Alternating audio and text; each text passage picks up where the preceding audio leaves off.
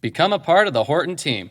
We're looking for welders, painters, assemblers, machine operators, cabinet makers, and other positions to build emergency vehicles that help save lives. Join us at our hiring event on Wednesday, January 18th from 2 to 5 p.m. at 3800 McDowell Road in Grove City. We offer a huge $1,500 sign-on bonus and great benefits such as 401k match, medical coverage starting day one, and much more. For more information on what Horton can do for you, visit careers.revgroup.com and search Grove City. Revived Thoughts is a production of Revive Studios.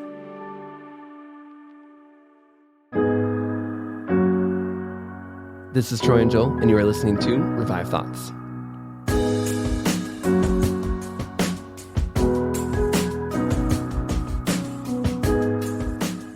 Put yourself in the place of the man for a moment, and look back straight into the eyes of the one who has said, "Stretch out your hand. You will at once see what I am trying to bring you to." Every episode, we bring you a different voice from history and a sermon that they delivered. Today, we're listening to a sermon by G. Campbell Morgan. It was preached in the early 1900s in London. Troy, I hear we got some shout-outs. We do. We have actually several, a multiple of fresh, nice reviews came back. It was really great to hear from so many different people. I wanted to read specifically one email by Jason, and you'll actually get to hear more from Jason in the future. He was the gentleman who read the Almost Christian, but I want to share a little bit about how he found our podcast. He said that he was looking for a positive look at Christianity in the church. First, he found our younger podcast, Martyrs and Missionaries, really enjoyed the look at different people through church history, reading this from him. From there, I found Revive Thoughts, and it quickly became one of my favorite podcasts. I love church history, and getting to hear the different voices, many of which would be considered minor or forgotten in church history, has been amazing. He went on to continue, but I just want to thank Jason for listening. So glad that you have found us and were able to enjoy our show and enjoy the other podcast, Martyrs and Missionaries. We also had some different shout-outs all over Twitter and a bunch of different places, but there was specifically one about a recent episode we put out by Ambrose that Phil mentioned. He said it was on Twitter. He mentioned specifically that was a really good episode, powerful episode for him, and he loved the history, the backstory, and the sermon itself all coming together. So if you have not listened to that sermon, we hope you do, and we hope you give us a shout out on Twitter or send us an email like Jason did. Just come find a way to interact with us. We love when we hear from you. It really makes doing the show a lot of fun, and it really encourages us a lot as well. To this episode, we're going through G. Campbell Morgan. Might not be a name you're familiar with. In fact, one of the articles I read talking about him was like, G. Campbell Morgan's not a household name today, but he absolutely was an incredibly important person. He's someone that we've had on the show, done before. He's a great speaker, was a wonderful preacher in his time. In fact, he was actually known, these different nicknames pastors get. Prince of Preachers is Charles Spurgeon, and Campbell Morgan here was actually given the nickname the Prince of Expositors. So that's a really good high compliment at a time when there were a really lot of amazing people. We're going to walk through his life and just talk about some of those key elements. But if you want to hear more, go check out the G. Campbell Morgan episode we did about a year and a half ago, I think, and you'll get even more information about his life and hear another sermon from him. Yeah, I think it's coming up in about 2 years or so. So a lot of people probably have not heard that original Campbell Morgan episode. I remember it because his name makes me think of soup, Campbell. I wonder if they're really, I don't know, but it sticks with me. It's not a super well-known name outside of the soup world. He's not a super well-known guy, but he gives you that soup feel. Okay, I apologize for that pun. That wasn't even clever. G. Campbell Morgan. He was born in the year 1863 to a Welsh family, although he lived in England and Wales. He comes from a pretty strictly religious family. His father was very strict, took the Bible very seriously, but, it kind of seems like maybe not in a good way as on a social level. He seems like they were very closed off and isolated from other churches, other believers, other groups. When he was about 10, he saw D.L. Moody come through town, right? D.L. Moody was going around on his revival tours, and he saw him as a young 10-year-old and thought it was the neatest thing in the world, and he wanted to be a traveling speaker, a minister, an evangelist, just like D.L. Moody was. And we've talked about how Spurgeon helped D.L. Moody get going in those days, and here we kind of see the progression of D.L. Moody kind of helping G. Campbell Morgan get going. It's kind of neat to see how the progression lives on, the legacy lives on. By the age of 13, that's when he lists preaching his first sermon, which is probably too young, but you can see his heart and his passion for it. After a few years, Morgan began a job as a teacher, which is interesting because he had no formal schooling himself. He had actually been too ill as a child, over and over again, getting sick. And so he wasn't able to do formal schooling. So he was actually tutored kind of at home, a bit of a homeschooling tutor situation. And yet he himself became a teacher, and he was a natural, wonderful teacher. Everyone said he was amazing. They loved him. He had a real career ahead of him as a teacher. But he would spend his Sundays going from church to church preaching and helping out wherever he could. Now, almost all the churches that had him preaching, he was an unordained, kind of untaught, literally unschooled guy. So the places where he was ending up were Methodist churches in the area. They would use him for breaks for their pastors when opportunities arose, and he could get opportunities to preach there. And that was pretty much the only place that would take him. This gave Morgan confidence. And he, again, remember, he kind of had that childhood dream of seeing D.L. Moody come to town and shake the town and bring so many to Christ. And so despite being the successful teacher, he really wanted to become a pastor full time. But when he gave his trial sermon, at the time, Methodists kind of did a training thing where they had to check how you were to see if you were up for the job, which Joel and I did an episode recently on John Wesley where they talked about how that process got started. Well, when they got to Morgan, when he did his trial sermon, even though he'd been preaching in the area for years, the guy said, look, you're not cut out for this. You're no good at preaching. We don't see a future in this for you, and we're not accepting you into this training program.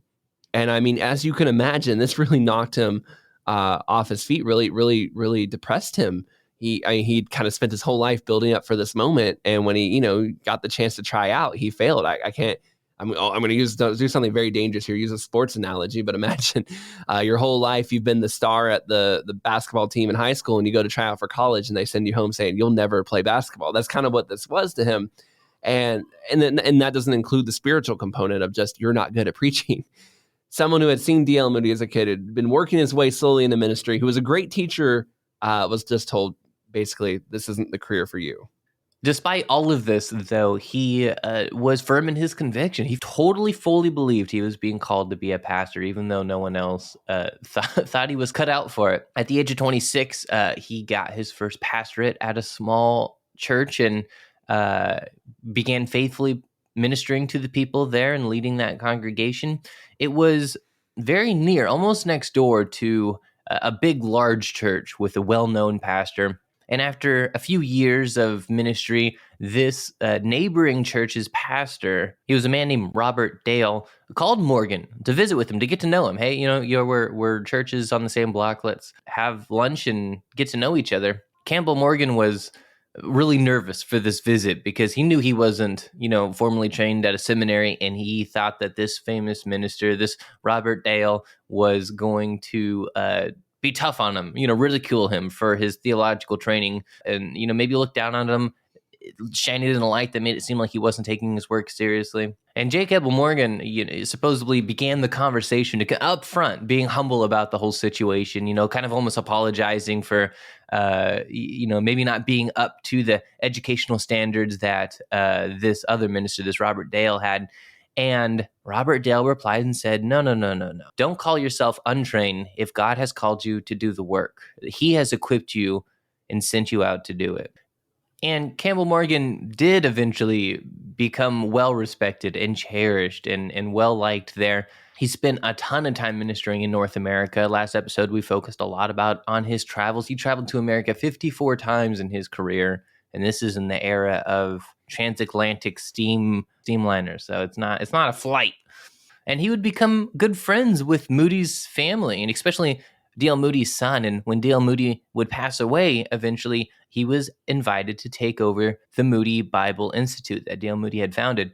And what I'm sure to him felt like a slow progress through his life, it was really only about a decade between when he wanted to be a preacher and him running D.L. Moody's school, which is a pretty short time span for God to work in that way. After 5 successful years helping run Moody Bible Institute, which, I mean, again, D.L. Moody didn't have formal seminary training, neither does G. Campbell Morgan, yet he takes over the school. He returns to London and he preaches at Westminster Chapel in the heart of London, only a few years after the great Charles Spurgeon had died. And the reason we kind of bring him up, not just because we're just trying to name drop Charles Spurgeon in an episode as much as possible, but the people at the time couldn't help but compare these two men together. For starters, they're both friends with D.L. Moody, but also they both were untrained, uneducated, not seminary trained, and yet they're both amazing preachers, drawing these huge crowds in and teaching the word of God in really unique ways. So if you think, hey, why do they keep bringing up Charles Spurgeon? It's because there's a connection there between these two people in the minds of the people.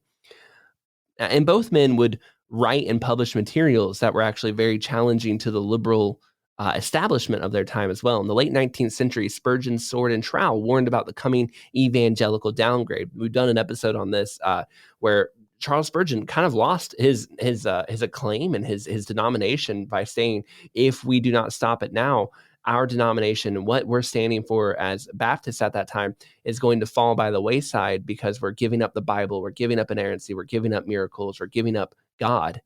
And in Morgan's case, he would write a series of articles that he called the fundamentals of these are what Christians believe. We can't compromise on these anymore. This was a challenge to what was happening, where the Bible was continuing to get downgraded and people were continuing to move away from supernatural miracles, the virgin birth. And Morgan was very firm. You can't leave these things. These are what Christians believe. These articles, the fundamentals, became the framework of the fundamentalist movement, which fought very ferociously against that liberal movement of saying that the Bible is no longer inerrant and we don't need to trust it for everything. Now, after a while, Morgan would leave the pastorate. He felt called to travel and preach and teach, and so he led a bunch of revivals and moved around for a long time in America, helping out at different places. And then after a time, he came back to Westminster Chapel to preach again. And while he was there in his later years, I believe he was 72 when he came back.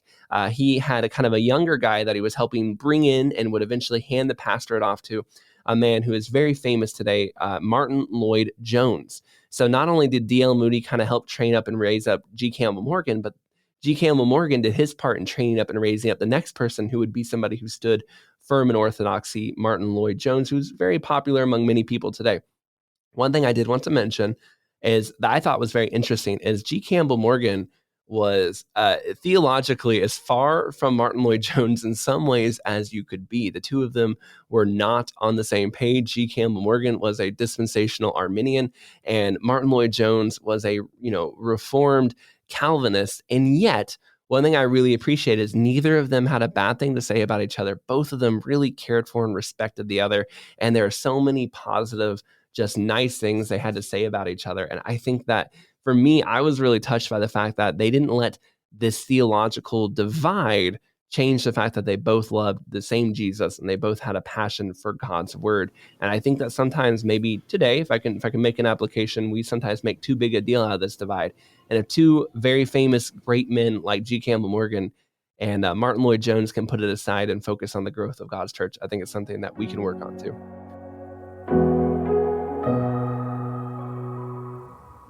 With the Kroger Plus card, it's easy to get lower than low prices for the win. Earn fuel points on every purchase and save up to $1 a gallon at the pump. The Kroger Plus card, all you do is win. Big, big savings. Sign up now at Kroger.com and start saving. Kroger, fresh for everyone. Savings may vary by state. Fuel restrictions apply. Save more on natural and organic items. Just clip your digital coupons on our app and use them up to 5 times in one transaction with your card. Kroger, fresh for everyone.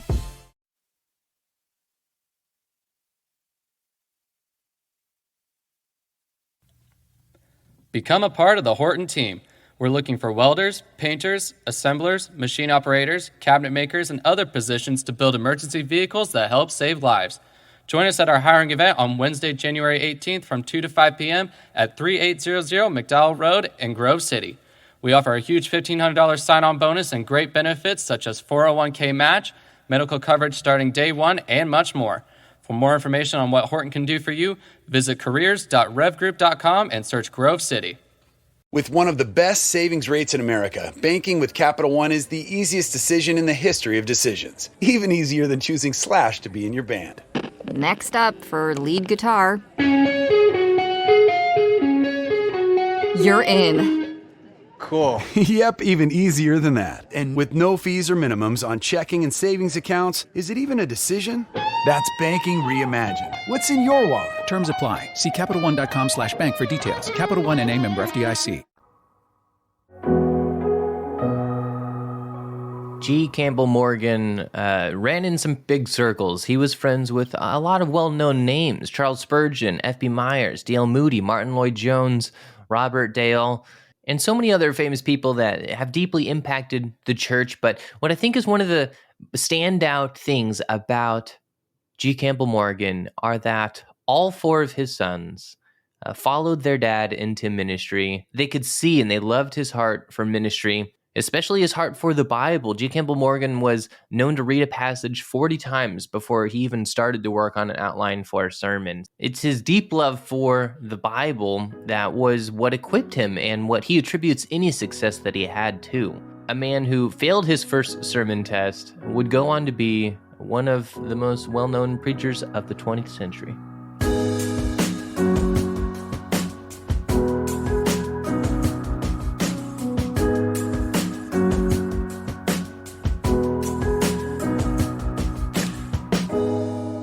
Stretch out your hand. And he stretched it out, and his hand was restored. Mark chapter 3, verse 5. The theme in the sermon is Christ's ability in the presence of inability. Every miracle which Jesus performed was a teaching, and that was because the life of our Lord was unified. His was not a life separated into compartments independent of each other. Upon one occasion, he said, "I am the truth," a very significant and remarkable statement made by no other teacher.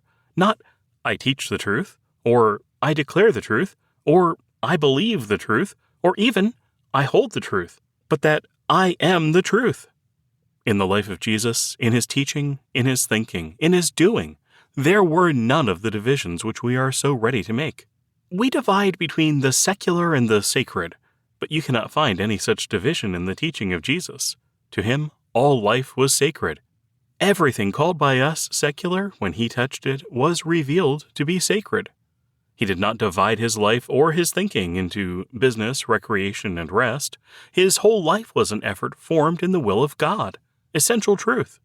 Therefore, whatever he touched from the same central conviction. And whatever he did under the impulse of the same age-abiding principles.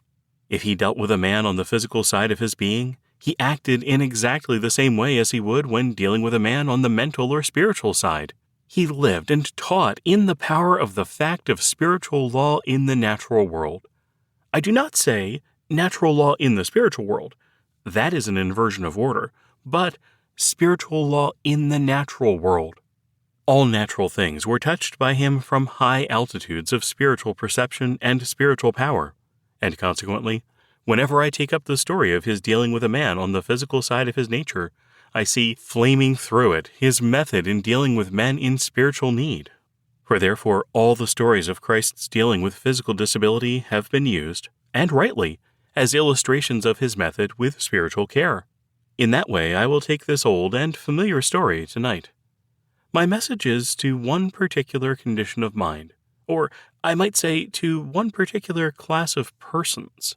I want to speak tonight to those who are fearful and afraid of committing themselves wholly to Christ because of their profound awareness of some disability within their own life. There are hundreds of such.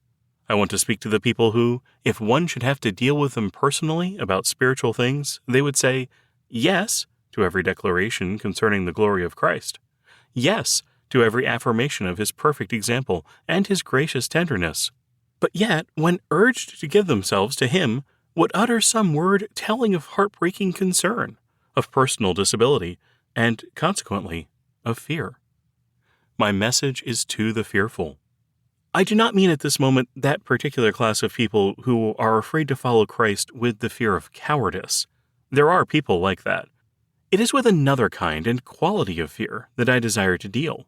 The fear of the man who says, yes, I would like to be a Christian, but I am afraid that I would fail.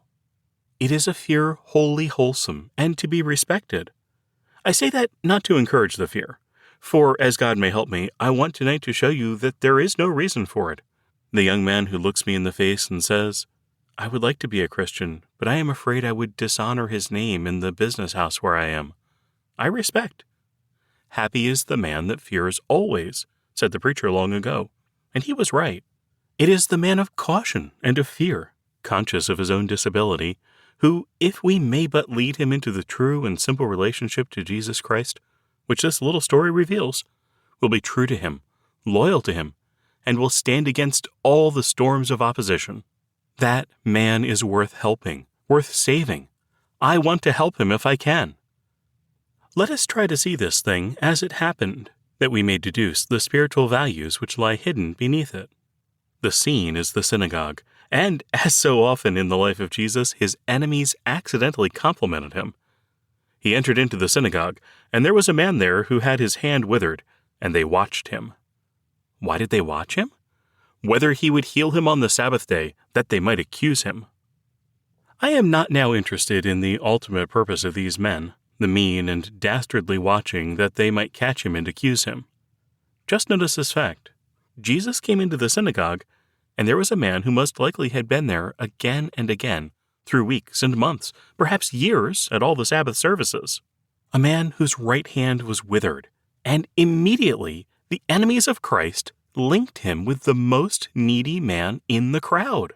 It is wonderful what an accurate sense of Jesus Christ his enemies had.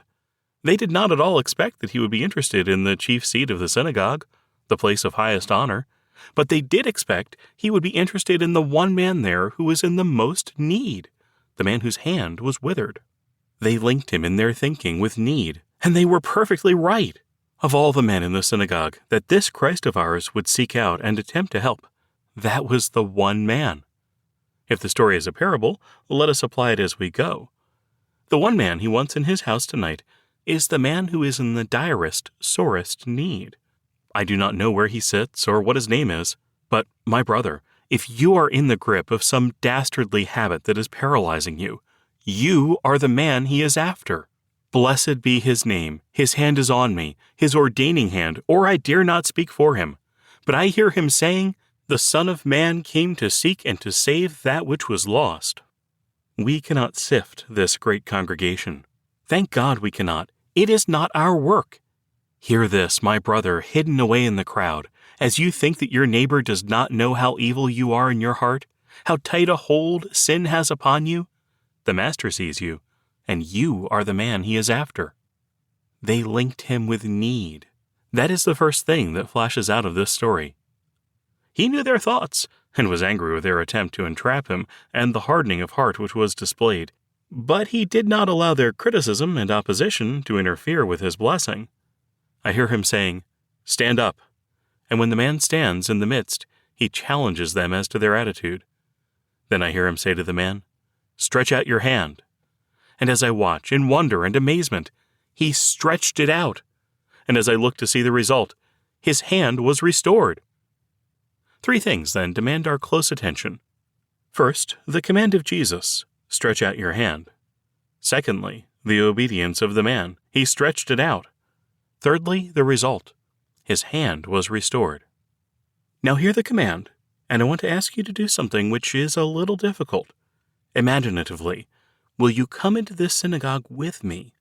Let us forget this building and the people who are around us and transport ourselves in imagination overseas and back through centuries. We are in the synagogue watching. Here is the man with the hand withered. I do not attempt to enter into any explanation. I will take the word as it stands. Withered, devoid of power, paralyzed, if you will, or palsied, if you will, but withered, nerveless, devoid of feeling, unable to work. That is the picture. As you are looking at the man with the withered hand, I want you to keep looking at him. The one thing you must not do is look at the one who speaks to him. I want you, if you will, to turn your back upon Jesus Christ in contemplating this scene. We are back in the synagogue, among all the people who were there, without all the accumulated testimony of the centuries to the power of Jesus Christ, which is our heritage and inheritance. There is the man with the withered hand.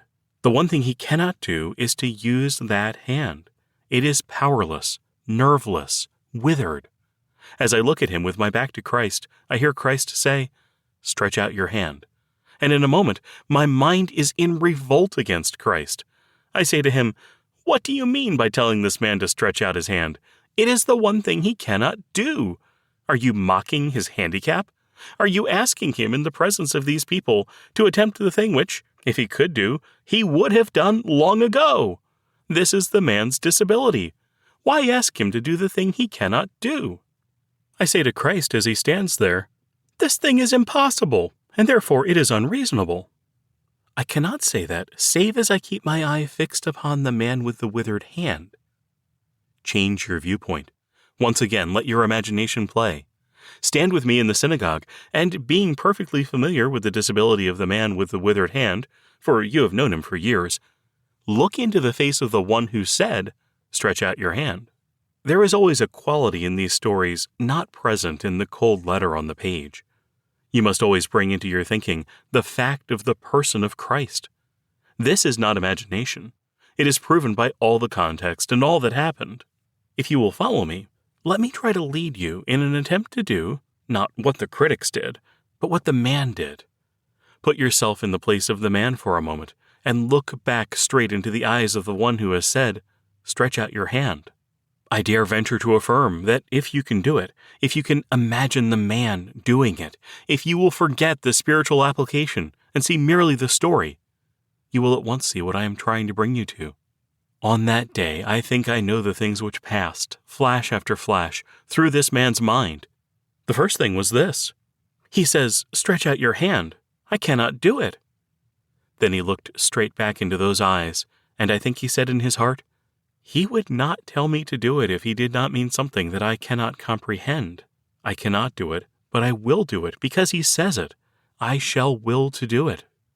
I think it is very likely that doubt lurked at the back of his mind while his will prompted obedience. But the will did prompt obedience. That is the important truth. Looking into the face of Jesus, that face which carried its own argument perpetually as all the stories reveal if you read them carefully, the man said in his heart, "I cannot, but I will." It is a strange contradiction, but that is what he said that day in his heart. The moment he said, "I will," to the command of Christ, he began to find the forces that he had lacked pulsating through the nerves that had made no response, and all strength was his, and he stretched out his hand. Surely the picture carries its own teaching. First of all, it teaches me that when Jesus begins to touch any man's disability, his perpetual method is that of bringing the man face to face with the one impossible thing in his life. He does not undertake a case and, undertaking it, say, "Now we will not notice the evil thing. We will begin outside it." He goes right to the heart of the paralysis, as it is manifest in the case of the man he is dealing with. I do not know what Christ is saying to you, particularly, specifically, but I do know this. He is bringing you face to face with the one thing which has mastered you and kept you away from him for so long. He does not stay to admire the hand you can use. That is not his business.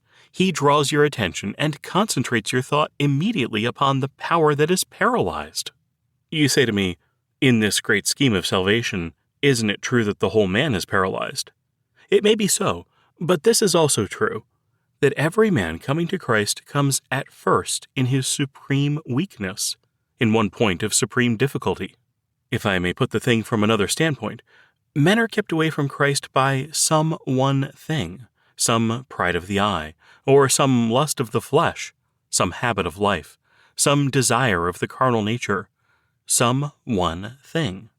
If it were possible for all the mists to melt about us tonight, and we who have never yielded to Christ could be seen in the clear light of the absolute truth, it would be found that, in every case, there is one thing holding you back. When Jesus said to the young ruler, "One thing you lack," he was not dealing with one case only, but with a case which stands forevermore as the type of those who need him and yet refuse him. His method is always that of bringing men face to face with the master paralysis of the life. Stretch out your hand. The one thing you cannot do, do. The one thing you are unable to do at this moment, do that. So far, all this appears to be not calculated to help, but to frighten the soul. Yet we must begin where Christ begins. Is it some habit which masters you?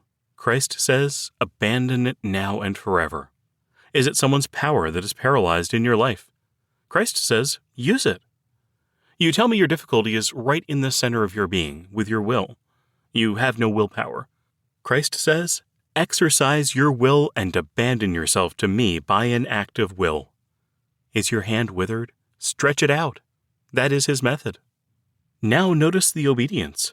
He stretched it out. Let us try to see how this happened. I think there are 3 of the simplest things to be noticed. First of all, there was a deep conviction in the heart of the man that his hand was withered. In the second place, there was created in his mind, somehow, a profound conviction that Christ was not there to mock him, that Christ was there in some way to draw attention to his disability in order to turn it into ability. In the third place, by confession of faith, the man attempted the thing commanded, in obedience to the one commanding, and in the moment when he made that confession of faith by an act of will, he made contact with all the infinite resources of Christ. And there came, like a new dynamic, healing, helping life, and he did the thing he could not do. Again, the picture is a parable. There is no man here who will stretch out his hand in obedience to Christ, save upon the basis of a profound conviction of need. If you do not know the withering of your power, if you have not yet felt the grip of habit upon you, if you are still unconscious of paralysis, I do not think I can persuade you to this Christ, at least not by this sermon. It is to the man who knows his need that this story appeals. You must begin where this man began. You have begun there. You are so close to Christ. You know your need. I am quite willing to forget all the rest of the congregation if I can talk to one man hidden away. You know your need. You say, one power paralyzed? Why, all my powers are paralyzed. In the grip of one habit, I am in the grip of more than I care to name. Incompetent in one power, my whole life is paralyzed. You know your need. Now, I pray you look into the face of Christ and think well of what he has proved himself equal to do in all the centuries that have passed. And remember this, that what he has been doing, he still is doing. And what he is doing for others, he waits to do for you. In your heart is a great confidence in his ability to save certain men. Honestly and logically, apply that confidence to your own need first. Say, if you will, that you cannot think how he can help you. But remember that he who has helped scores of cases, hundreds, thousands of cases, such as yours, is surely not limited in your lonely case among all the sons of need that the centuries have produced. May there come back to you confidence in his ability. But neither conviction of need nor confidence in Christ's ability will bring healing. Healing can come only when a man, convinced of need, aware of Christ's ability, obeys his command, and by an act of will surrenders to him. Obedience determined upon by act of will, then contact is made with him in his power, and the hand willed to be stretched out because Christ commands it becomes the hand made whole. What was the last thing in the story? The result. His hand was restored. Matthew tells us that his hand was restored whole as the other. Here was a change from disease to health, from weakness to power, from uselessness to usefulness. All was done in the moment when, in obedience to Christ, he did the impossible thing and found the power to do it communicated in the act of his surrender. Here again the picture is a parable. There comes into his life a change more wonderful, more marvelous spiritually than was the change brought about in the hand of this man physically, and yet the same in essence. In the moment of your surrender and your obedience, you will be changed from spiritual disease to spiritual health, from spiritual disability to spiritual ability, from spiritual uselessness to spiritual usefulness. For in all the withered powers there lie dormant possibilities which can be awakened only by the touch of the life and resources of Christ. Christ's life and resources can touch these powers only as man's will yields to Christ's will, and he begins to use the activity of obedience. The moment that surrender is made, power is communicated, and the whole spiritual life is changed. That is the gospel. It is not an explanation of all the mystery of the process or of the mystery of the communication of life, but that is practically exactly what Christ does for men. How many people here tonight who are conscious of spiritual disability, seeing the vision occasionally, but never able to realize it? Feeling a passionate desire for communion, for purity, for holiness and spiritual power, yet always mastered by evil things. Before you leave this building tonight, Jesus Christ can change your death into life, your disease into health, your blindness into vision, your incompetence into competence, your disability into ability, your I cannot into your I can. Unless Jesus Christ can do that, he cannot help me, and he cannot help hundreds and thousands of men. What Jesus Christ is waiting to do, and is able to do, and has been doing for men through all the ages, is not to present an ideal to them which they are to copy, but to communicate life which enables them to realize the ideal they have seen. What Jesus has done is not to give men directions on how to use the withered hand, but to communicate power to the withered hand, so that they may be able to use it under the impulse of indwelling life. Is there anything else here? It is not written, but I think we may follow the story. What happened to the man afterward? What happened to his withered hand afterward? The hand no longer withered, but whole, restored like the other. How can he maintain that hand in strength? I think I see him going away from Jesus that day saying, "Well, this is wonderful. See here, this withered hand is healed. I have not been able to lift anything, and now I can lift things easily. I have not positively felt life in it, and now it thrills with life." Then I can imagine him saying to himself, "I have obtained a great blessing today. I must take care of it." Then I can imagine that he takes that hand, healed, restored, made whole as the other, and carefully wraps it in bandages to preserve it, and places it somewhere in his bosom to take care of it, and keeps it there lest it should be harmed again. You see the folly of this whole theory. You see the tragedy of the folly if you carry it out far enough. Let a man do that, and the hand will actually wither again, for life is maintained in strength by use. When Christ gives a man back his power, it is not that the man may guard it, but that he may use it. That man will retain life in its fullness by using it, by taking hold of weights and lifting them. If he is a mechanic, by taking up his tools, by going back to work. That is the meaning of the healing of the withered hand. Man is not to take care of his withered hand by bandaging it, but to preserve it in strength by using it for the thing for which it was first created. That which we have ventured to add to the picture is also a parable.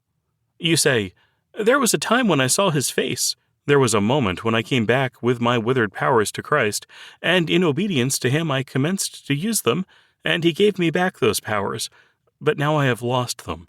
My hand is withered again. Instead of power there is paralysis, which seems more deadly than before." How have you lost your power? There may be many ways with which I am not dealing. One way of losing power is that of perpetually attempting to take care of it instead of using it. There are hundreds of people who lose their spiritual power by the very attempt they make to conserve it. I am not at all sure that the churches are not in danger of being filled with weak, nerveless, anemic men and women, because they are so forever anxious to deepen their own spiritual life. I am not sure that the perpetual restless hurrying to and fro in the attempt to conserve personal spirituality is not a prolific source of spiritual paralysis. In the physical realm, you have known some people who are forevermore carrying round a thermometer and taking their temperature. They have always got their hand on their pulse, and are wondering whether they are quite so well as they used to be. You know, these are the people who are never very healthy. If you can make them break their thermometer and get their hand off their pulse and turn out and work, they will be better. What is true in the physical is true also in the spiritual. I want to warn you with all my heart against perpetual spiritual introspection. As Christ gives you new power, use it in the world's wide field for Him. Think more of the need of the man who is down than of your own personal need. Think more of the enterprises of your Lord than of your own strength or weakness. Look less in and more out and up into the face of Jesus, and take every power He gave you when you trusted Him, and get out onto the field in ceaseless, hard toil for Him and His kingdom. Then your spiritual life is likely to be deepened and strengthened and broadened, and instead of anemic and sentimental religion, we will have full-blooded, robust, strenuous Christianity, which will lift the world and help and bless it. Do not put your restored hand into a sling. Use it. That is the meaning of this story. In conclusion, I go back from that added word, that carrying out of the picture, a little beyond the actual happenings in the synagogue, and bring you to the central thought, for I want to help the man who is afraid. Are you afraid because you know your own weakness? Your fear is wholesome. But now, I beg you, for one moment, take your eyes off your own weakness and fix them upon Christ. If you will do that, then hear him say, "Stretch out your hand." And know this, when he tells a man to do the impossible thing, he does it knowing that he has in his gift all that is needed to help the man do it. The moment you obey, he gives over to you the resources of his power.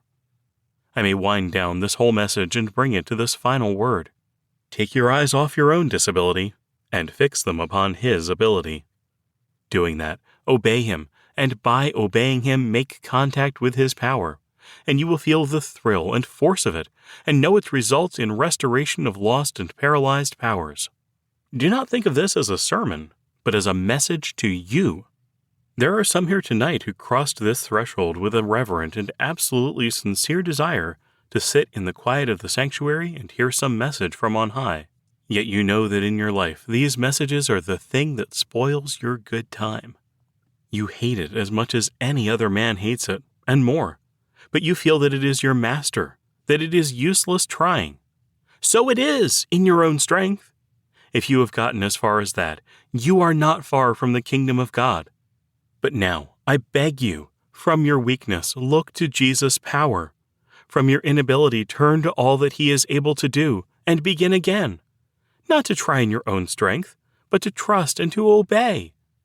Though you make no sign of your surrender, if you will do so, in the moment of crisis that waits for you just over the threshold of the sanctuary at the close of the first day of the week, in the moment of crisis that waits for you tonight, you will find his strength made perfect in weakness.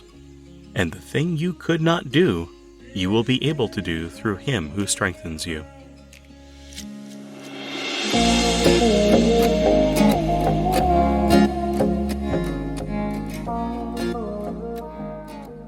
This is a thought I have. It is not directly related to the sermon, although it is a wonderful sermon, but it was kind of building on the point I made earlier in the episode, how Martin Lloyd-Jones and G. Campbell Morgan, from a theological perspective, would not have gotten along. And they remind me of some of the other greats like George Whitefield and John Wesley, who had their tiffs and stuff. But at the memorial service of G. Campbell Morgan, Martin Lloyd-Jones, was passionately preaching about the life that Morgan lived. And he had this to say. But the point I want to make about him as a preacher is this, that we all agreed that he was God's gift to his church. He surely was the supreme illustration of the fact that God always gives his gifts at the right time. When did he come upon the scene? It was immediately after those wonderful campaigns of D.L. Moody and Sankey in this country. There had been those great visitations of the Spirit.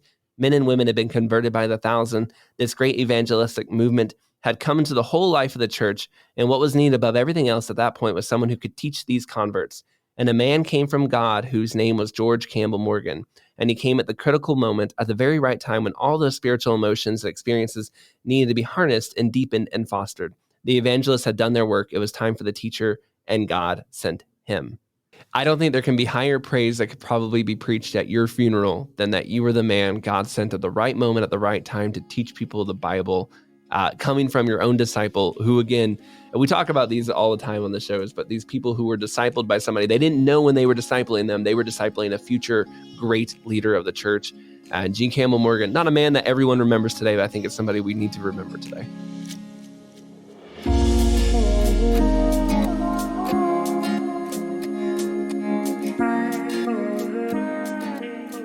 Thank you for listening to today's episode of Revived Thoughts. Today's sermon was narrated by David K. Martin. David K. Martin is an audiobook narrator who lives in Harrisburg, Pennsylvania with his wife and children. Do you need an audiobook narrator? Do you need a narrator of any sorts? Check out his website, davidkmartin.net, to learn more. If you enjoyed this episode of Revived Thoughts, we please ask you to share it. Tell other people, let them know what you just listened to in this awesome sermon, this great background information on G. Campbell Morgan that they can't get anywhere else. We have had a lot of new listeners. In fact, we just hit a personal record for the number of listeners we've had in the past 30 days. Revived Thoughts has never had as many people listening, which I can't imagine a better way to start your new year than listening to these great and wonderful sermons from men of the past. We ask that you send them to your friends and let other people know what we're doing here at Revived Thoughts. This is Troy and Joel, and this is Revived Thoughts.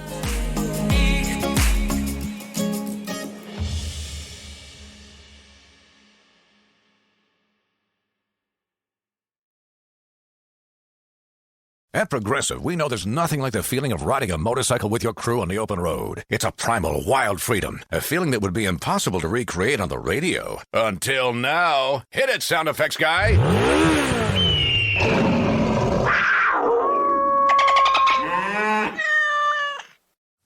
No. We really lost our stride at the end there. Get 24/7 roadside assistance with Progressive, America's #1 motorcycle insurer. Progressive Casualty Insurance Company and Affiliates. Roadside assistance subject to policy terms and limits and may require comprehensive coverage. At the Home Depot, we're dedicated to helping you build the skills that get your home projects done right. That's why we offer free and interactive online DIY workshops. During the live streams, our knowledgeable associates help you tackle your DIY projects no matter your age or skill level. You can learn how to install new single-pole switches, as well as standard duplex and GFCI outlets. Register for free at homedepot.com/workshops. The Home Depot, how doers get more done.